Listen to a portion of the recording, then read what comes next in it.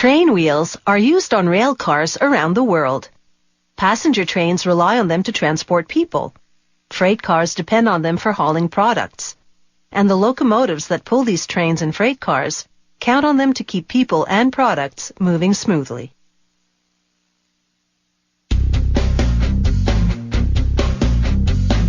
This company has been making train wheels and axles for over 150 years. To start, an electric furnace melts recycled steel at about 1600 degrees Celsius.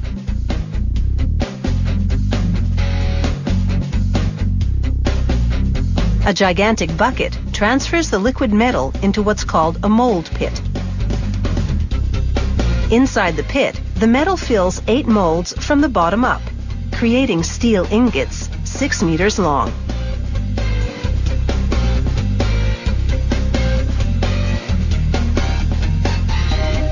A bandsaw cuts the cooled ingots into sections called wheel molds. Each mold weighs about 450 kilograms.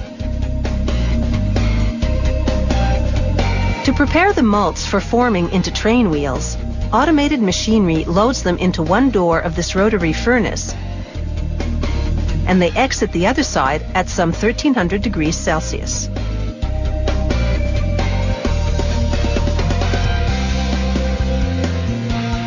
A machine then places the molds into a high-pressure water descaling unit that removes the outermost layer of metal. A press then squashes each mold like a marshmallow with 9,000 tons of pressure, forging it into the rough shape of a train wheel.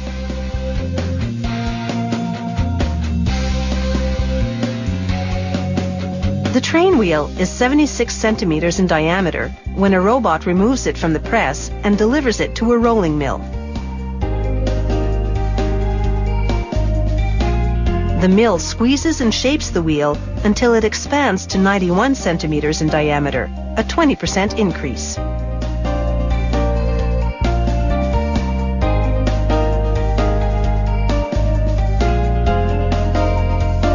The train wheel then enters a final shaping press that punches out the hole where the axle will go. All excess material goes back to the melt shop for recycling. After heat treatment, a machine sprays the outside of the wheel with cold water, which hardens the steel. Next, they machine the rim of the wheel and the axle hole. A worker then ensures they meet all specifications.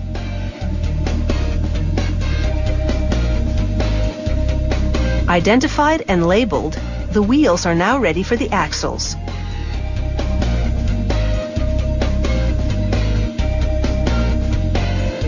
Axles start off as steel ingots that a manipulator feeds into a rotary forging machine. The machine rotates and hammers the piece, gradually shaping the hot metal into an axle.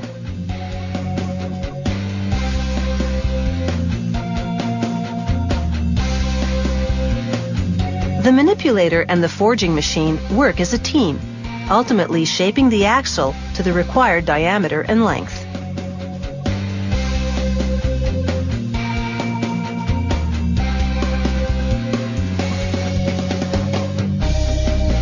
The axles then go through a heat treating process. Next, they machine the entire axle, removing all excess material and preparing it to accept the train wheel. Here, a wheel mounting press fits a wheel onto each end of the axle.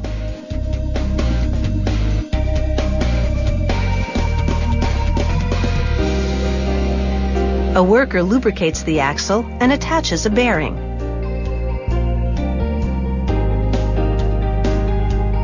He then bolts on the end cap and secures it using a torque wrench. A crimper tool locks the bolts in place. Finally, the mounted wheel set rolls off the assembly line, ready to install under a rail car.